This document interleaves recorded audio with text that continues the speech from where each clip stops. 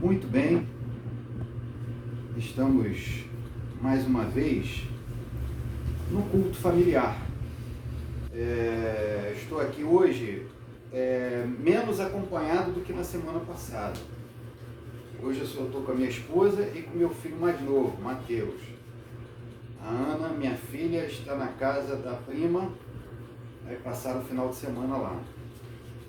Mas ela fez lá o cultinho dela, também lá com a família. Mas nós estamos celebrando aqui com Deus, adorando a Deus e trazendo você para participar comigo, participar com a minha família desse momento de reflexão da palavra de Deus. Eu quero desejar a você tudo de bom, que Deus esteja abençoando a sua vida. Eu oro para que você esteja livre das ações malignas desse mundo e das pestes que tem assolado esse mundo, principalmente. Eu sou grato a Deus porque tem livrado a minha família e espero que continue livrando a sua também. Então nós vamos fazer uma breve oração, em seguida nós vamos ler o texto bíblico e vamos comentar, tá bom? A câmera caiu ali, o meu filho vai ajeitar e aí nós vamos fazer a oração logo em seguida. Muito bem, acho que agora vai. Vamos orar. Maravilhoso Deus. É a tua palavra, Senhor, que será lida nesta noite. Então, Paizinho, cuide para que as nossas mentes estejam voltadas para Ti, para ouvir a Tua voz, para que o Espírito Santo possa nos conduzir e nós façamos uma reflexão que vai nos ajudar na caminhada aqui na terra e vai nos preparar ainda melhor para nos encontrarmos contigo e vivermos para sempre. Lá no céu, com Deus. Muito obrigado, em nome de Jesus. Amém. Bom, eu vou pedir para você abrir a sua Bíblia em Mateus, no capítulo 13. Eu vou tomar por referência a minha esposa aqui, o tempo que ela levar para abrir o capítulo 13, eu acredito que será o tempo que você vai levar em casa. Bom, ela foi muito rápida, já abriu, já está mostrando aqui para mim. Eu espero que você tenha sido tão rápido. Talvez não, então eu vou enrolar um pouquinho aqui, para dar um tempinho para você. O capítulo 13 de Mateus é um capítulo que fala sobre várias parábolas. Eu não contei não, mas posso contar aqui, quer ver? Ó? 1, 2, 3, 4, 5, 6, 7,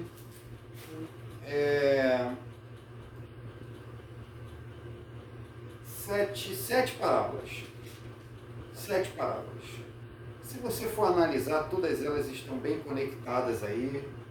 É como se fosse um sermão único em que Jesus está estabelecendo coisas importantes aqui.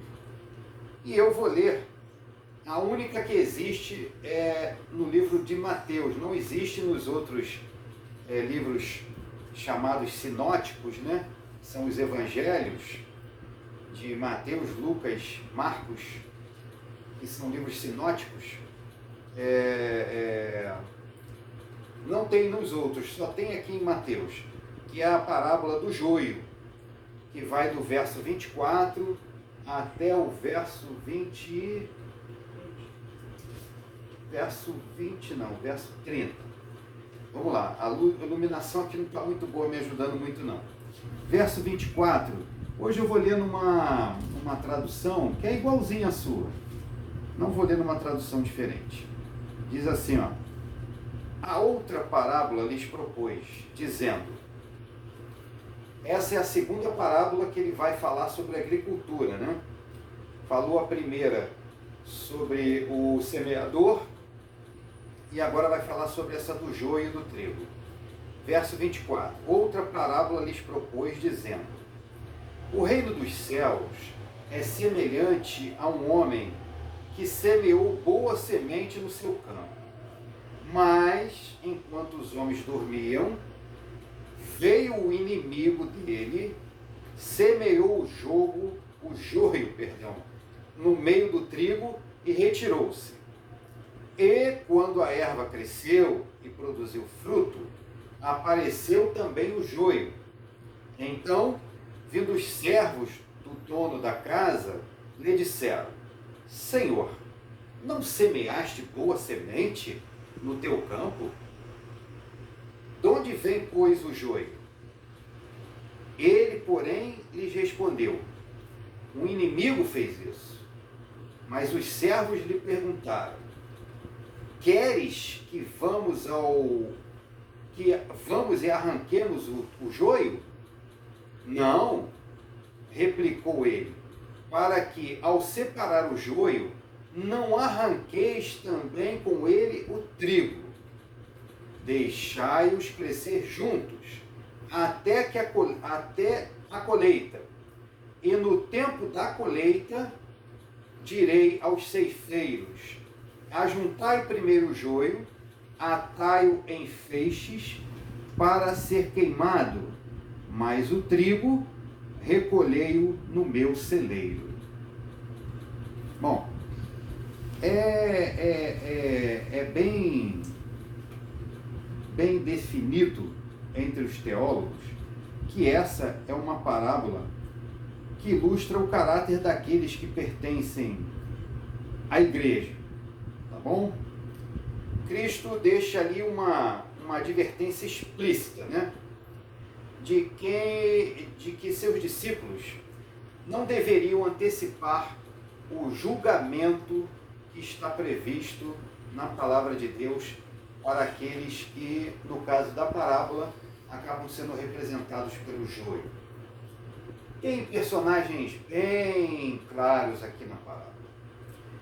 O bom semeador aqui, o homem que semeia o campo, ele é representado por Deus, né? Por Jesus, semeando a boa semente. E o inimigo, obviamente, seria Satanás, semeando o joio junto com a semente. No final vai ter a colheita aqui fica representada pelo juízo final. Então, assim, que fique claro que haverá uma separação entre dois tipos de pessoas, aquelas aqui denominadas na parábola como trigo e as outras que são denominadas de joio. Haverá uma separação baseada no juízo de Deus, e os anjos de Deus, que são os ceifeiros, é que farão o recolhimento daqueles que são joio, que serão ali transladados para viver no céu, na eternidade, e o joio que será atado em feixes e colocado para queimar. Muito bem, isso aqui todo mundo sabe, está muito assim, fácil de entender, mas então por que nós estamos falando sobre isso aqui hoje? Porque eu queria fazer uma pergunta para você. Olha aqui.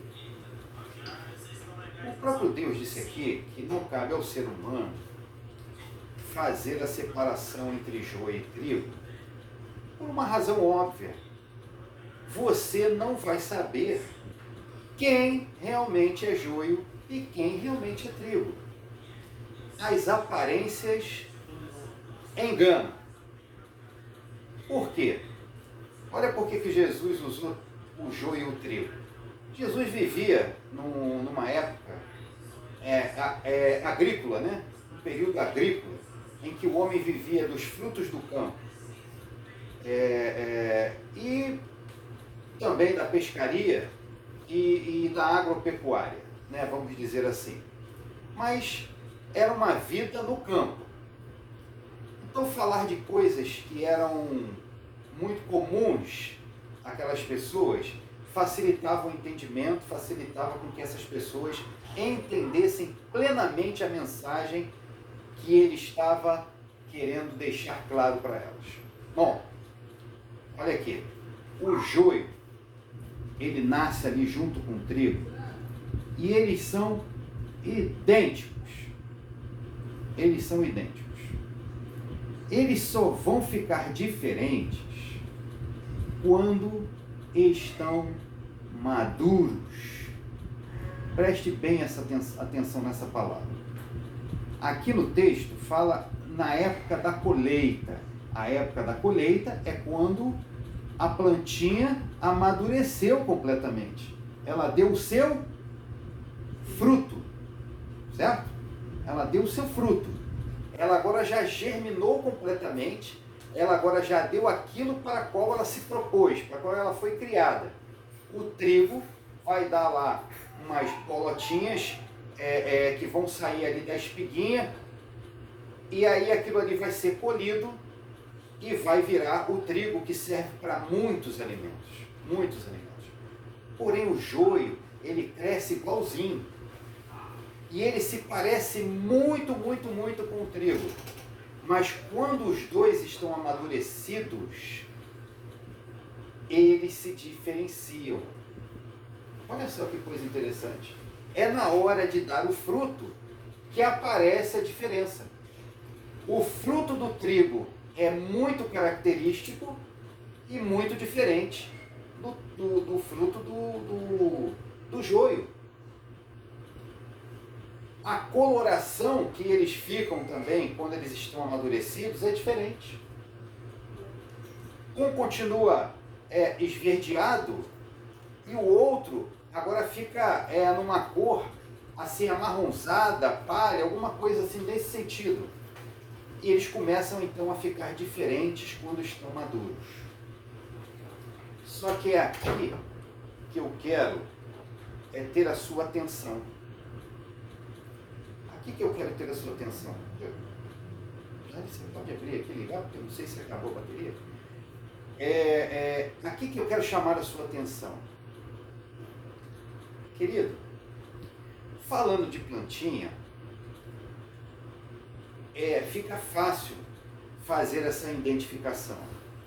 Agora, falando de ser humano, a comparação, a parábola, faz aqui uma maneira de aprendizado, mas planta não é ser humano.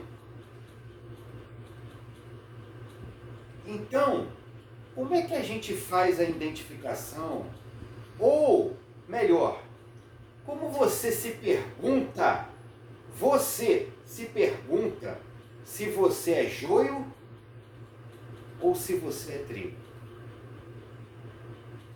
E agora? Como é que você sabe se você é joio ou se você é trigo? A plantinha nós já sabemos. Vai ficar característica quando ela amadurece. Como é que você sabe se você é joio ou se você é trigo? É aqui que eu quero entrar nesse ponto muito importante. Olha só. Tudo tem a ver com essa palavrinha que se chama maduro.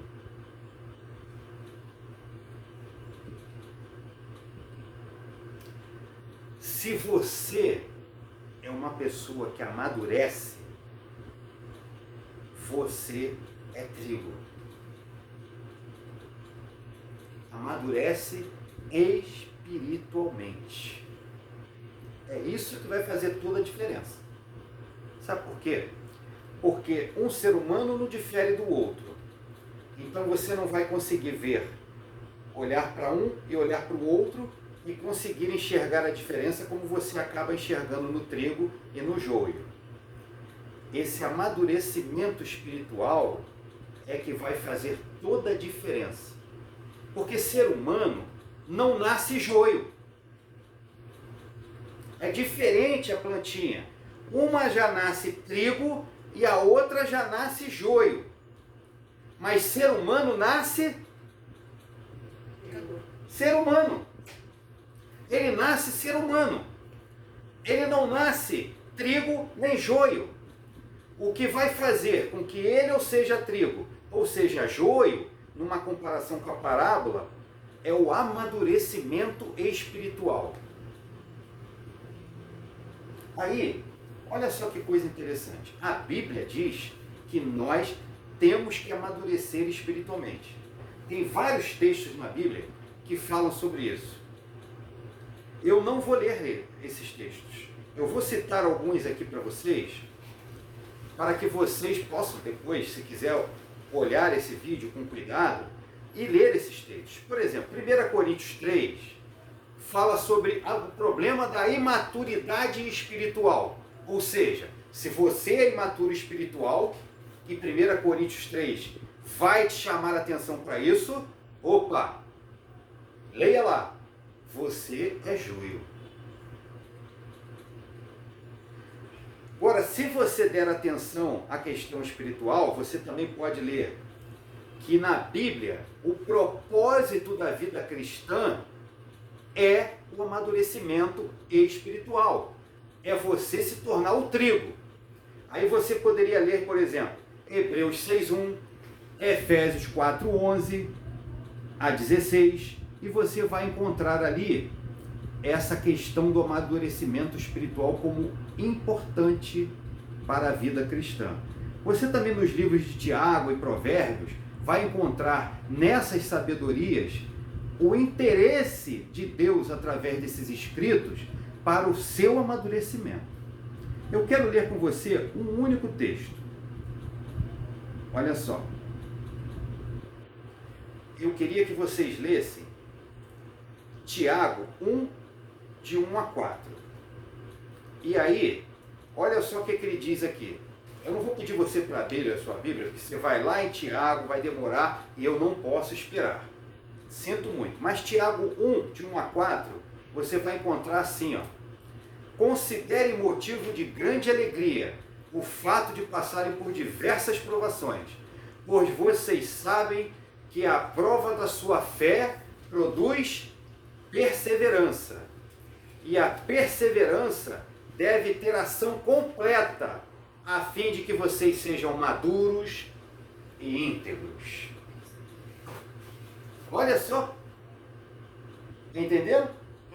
Deus vai usar as provações para fazer com que você amadureça a ponto de você se tornar perseverante, e essa perseverança seja completa a ponto de você ser maduro e íntegro.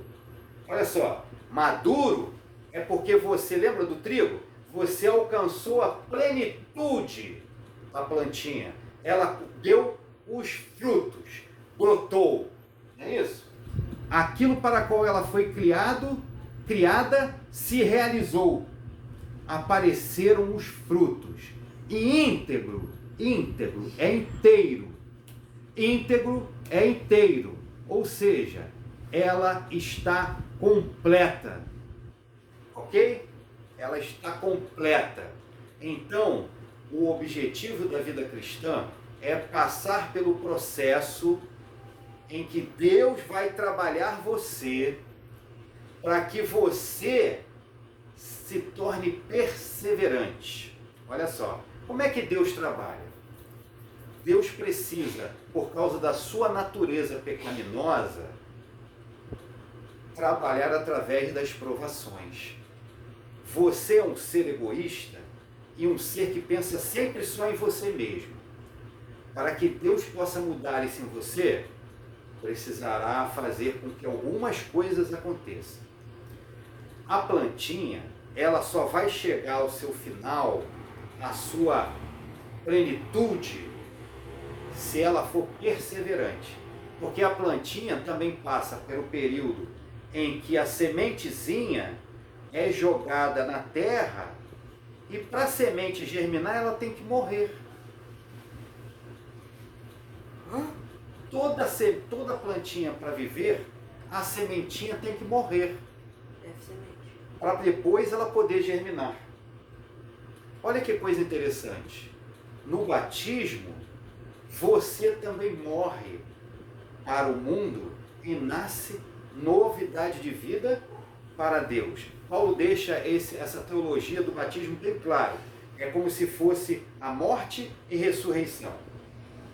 Você também precisa morrer, mas não para por aí. A plantinha agora precisa ser trabalhado o solo, regada, o sol, todos os elementos necessários para a plantinha germinar e crescer. podemos colocar aí que você precisa do estudo da palavra de Deus, da intimidade a sós com Deus, da oração, uma série de fatores. Mas não é só isso.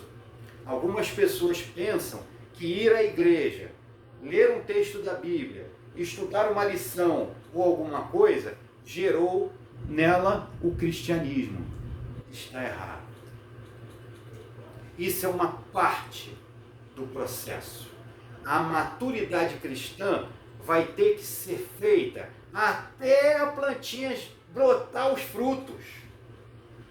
Até lá, precisa limpar o terreno, precisa tirar as coisas que vão atrapalhar o crescimento da plantinha, não é isso? Precisa limpar, às vezes, a própria planta, porque aparecem fungos, aparecem insetos, não é isso? E o lavrador tem que cuidar de tudo isso. Quem é o lavrador aqui na parábola? É Deus. Quem é que tem que cuidar do fungo do pecado na tua vida? É Deus. Quem é que tem que cuidar dos insetos que vêm te devorar? É Deus. Então o lavrador vai ter que estar cuidando de você durante toda a sua vida, até que você alcance a plenitude. Como disse aqui esse texto de Tiago, a fim de que vocês sejam maduros e íntegros. Coisa maravilhosa, não é? Então para pensar, porque é Deus agindo na sua vida o tempo todo, durante todo o tempo, até que se complete a boa obra, como tem aquele texto da palavra de Deus que diz que Deus completará a boa obra em vocês. É uma questão de vida, amadurecimento cristão. Agora tem um detalhe aí. O amadurecimento cristão às vezes é confundido, porque eu estou falando de amadurecimento espiritual. E aí a gente diz assim, ó, o homem precisa ter corpo, mente e espírito saudável. Não é isso? E dá a impressão que o espírito, a parte espiritual, está desassociada, são coisas separadas. Não é isso? Não pode ser.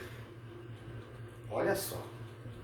A maturidade espiritual, ela tem que estar envolvendo a parte corporal. A maturidade espiritual tem que estar envolvendo a parte intelectual. E essas outras duas aqui têm que estar bem desenvolvidas para não atrapalhar essa outra. A plantinha, quando cresce, ela tem raiz, caule, folhas e frutos. Não dá para ter uma planta que tem raiz e não tem caule. Não dá para ter uma planta que tem raiz, caule, mas não brota as folhinhas, que depois vão germinar ali, os caulezinhos vão sair ali e vão germinar as espigazinhas que vão dar os frutos. Como é que essas coisas vão acontecer se ambas as coisas não estiverem funcionando bem?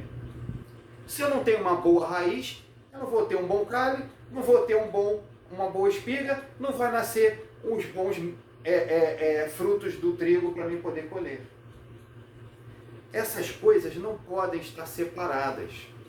A questão espiritual, inclusive, ela tem que ter predominância sobre as outras coisas.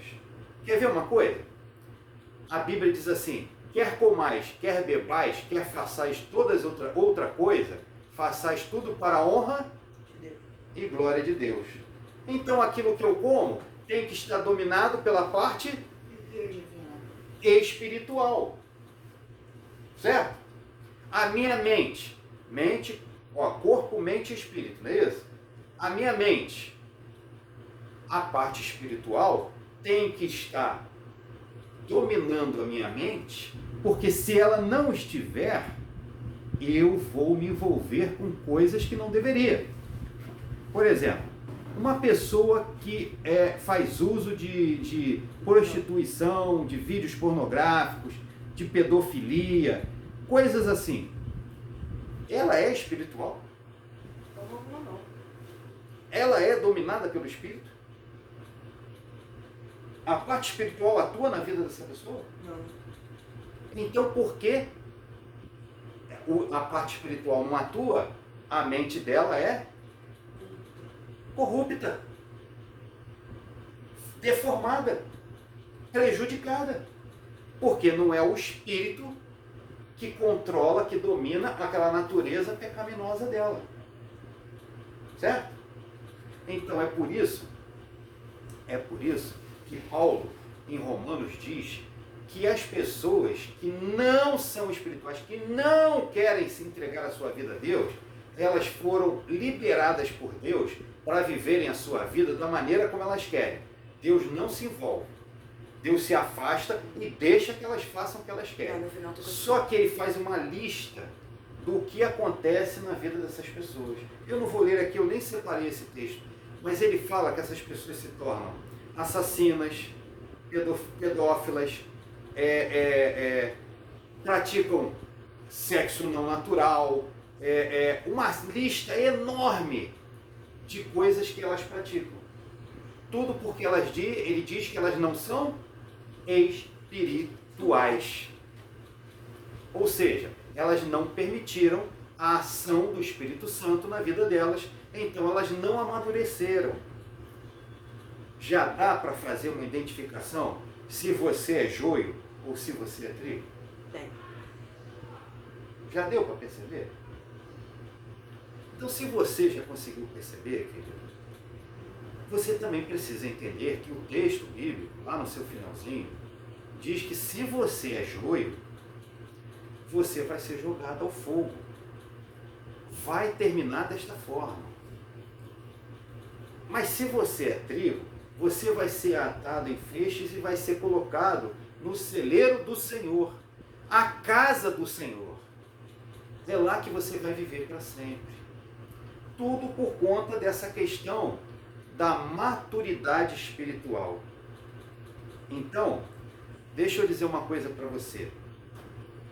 A prova de fé, a prova da fé, acontece nos desafios e realizações, fracassos e sucessos, frustrações e alegrias diariamente, quer sejam no trabalho, nos negócios, nos relacionamentos, na igreja, nos estudos ou na carreira profissional.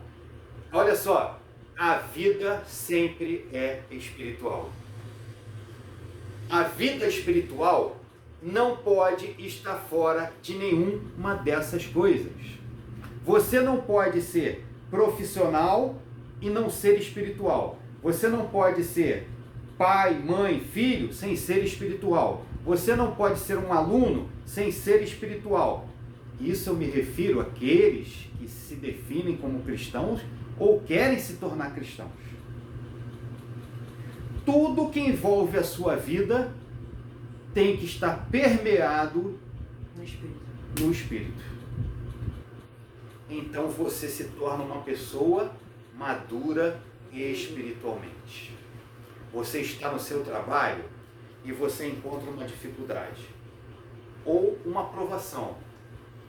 A quem você recorre? Com quem que você deveria agora enfrentar essa luta? É com o Espírito Santo. É Ele que deveria conduzir você. É Ele que deveria estar ali, convidado por você, a te ajudar a vencer esse problema. Agora, se você deixa o Espírito de lado quando vai para o trabalho, você não é maduro espiritual.